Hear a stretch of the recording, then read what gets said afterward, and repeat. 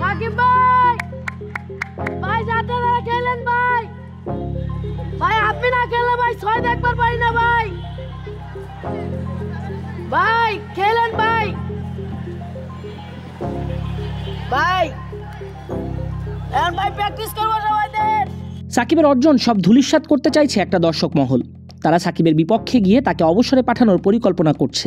তবে তাদের জন্য সাকিব তো আগেই বার্তা দিয়ে রেখেছেন, তিনি যেদিন বুঝবেন তার আর কিছু দেয়ার নেই, তিনি প্যাসেঞ্জার, ড্রাইভার নন, এমনিতেই খেলা ছেড়ে দিবেন সব কিছু থেকে। এদেশের পঞ্চপাণ্ডবের পিছনে এক শ্রেণীর স্বার্থপর ভক্তরা সারাক্ষণ লেগে আছে, লেগেছিল, লেগে থাকবে। অথচ ভুলে যায় আকরাম, দুর্জয়, রফিক, বাশার, আশরাফুলদের উত্তরসূরিরা সেই 2006-07 থেকে দেশের ক্রিকেট মাথাকে করেছেন সমুন্নত। বিশ্বে অনেক সময় বাংলাদেশকে মানুষ চেনে ব্র্যান্ড সাকিবের নামে। সেই সাকিব কিন্তু চোখের সমস্যায় ভুগছেন। তিনি সরাসরি স্বীকার না করলেও সব বোঝা যায়, সব পরিষ্কার হয়ে যায়। খোদা প্রদত্ত সম্পদ চোখ, সেসবের সব কিছুই চিকিৎসা দিয়ে সারে না। সাকিবেরও তাই। তিনি চেষ্টা করেন সুস্থ হতে, কিন্তু কোনো ওষুধপত্রে বয়সের বাধাকে রোধ করা সম্ভব না। চাপ প্রচুর নিয়ে ফেলেছেন সাকিব। দেশে শুধু নয়, বিশ্ব ক্রিকেটের অনেক অ্যাথলিটের চাইতে সাকিবের ইনকাম সুপার ডুপার বাম্পার। বাংলাদেশের অন্যতম ধনী ক্রিকেটার সাকিব, বিশ্ব ক্রিকেটও টপ লিস্টে থাকবেন সেটা ধরে নেওয়াই যায়। তবে সাকিব সব কিছু ঠিক রাখলেও তার জব টার্গেট সময়মতো হচ্ছে না। বিশ্বকাপের মতো বড় আসরে সাকিবরা যদি পারফর্ম না করেন, তাহলে ঘরের মাঠের ওসব অর্জনে শুধু সাকিবের পকেট হবে ভারী, বাংলাদেশ পাবে কচু। সাকিবের ক্রিকেট আমলনামা বলছে বাংলাদেশ প্রিমিয়ার লিগ বিপিএলের সর্বশেষ আসর থেকেই ব্যাটিংয়ে রান করা সাকিবের। এর আগে বৈশ্বিক টুর্নামেন্টের হালখাতা খুললে দেখা যায় টি-20 টি-20 বিশ্বকাপে সাকিবের ব্যাটিং পারফরমেন্স ছিল বিলো স্ট্যান্ডার্ড। 2021 বিশ্বকাপে 6 ম্যাচে রান করেন 131। 2022 টি-20 বিশ্বকাপে 5 ইনিংসে করেছেন মাত্র 44। এবার এক ম্যাচে 8, আরেক ম্যাচে 3। 2024 এসে এই পারফরমেন্স কি চলে? 2 ম্যাচেই শর্ট বলে শেষ তার ইনিংস। অথচ তিনি পুল হুক ভালো করতেন, যা চোখের কারণে সম্প্রতি হচ্ছে না। বয়স বাড়লে পেশি আগের মতো কাজ করে না, রয়েস হয়ে খেলতে হয়, বুঝে শুনে খেলতে হয়। শুধু তাই নয়, চলমান বিশ্বকাপে বল হাতেও নিষ্প্রাণ সাকিব আল হাসান। তাই তো দলের ক্ষতিটাই হচ্ছে।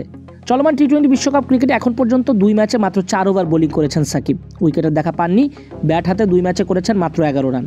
দক্ষিণ আফ্রিকার বিপক্ষে দলের প্রয়োজনে 4 বলে মাত্র 3 রান করে উইকেট বিলিয়ে দিয়ে আসেন সাকিব। মাথা ঝুঁকে বেশি ইদানিং, ব্যাটিং স্ট্যান্স 2019 বিশ্বকাপের ধারে কাছেও নেই।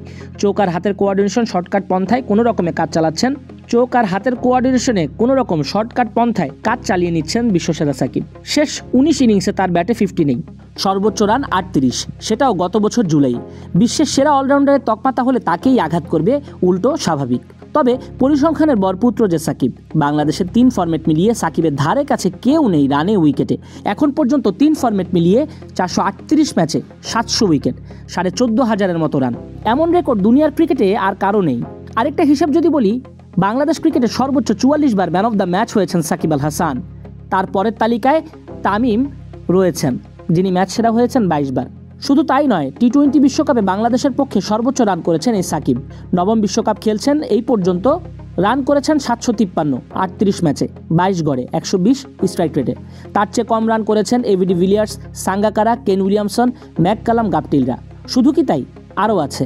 বিশ্বকাপ ইতিহাসে এখন পর্যন্ত সর্বোচ্চ উইকেট শিকারী সাকিব আল হাসান, 47 উইকেট নিয়ে ধরা ছোঁয়ার বাইরে।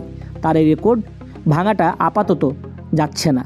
এখন একটা উপায় আছে, বাজে সময় কাটিয়ে বাংলাদেশকে সুপার 8-এ তুলতে সাকিবকেই ভাবতে হবে, সাকিবকে সমাধান দিতে হবে। সাকিব যদি ব্যাটে পারফর্ম করতেন, ভাবুন তো, সাউথ আফ্রিকা ম্যাচ বাংলাদেশ হেরে যেত? কোনো দিনও না। এক হাতে প্রতিপক্ষ গুড়িয়ে দেওয়ার সামর্থ্য বাংলাদেশ ক্রিকেটে একমাত্র সাকিবই রাখেন। জেগে উঠুন সাকিব। নেদারল্যান্ডস নেপালকে মাটিতে নামিয়ে টার্গেট পূরণ করুন বাংলাদেশের। কোটি বাঙালি আপনার দিকে তাকিয়ে পরের রাউন্ড নিশ্চিত করুন।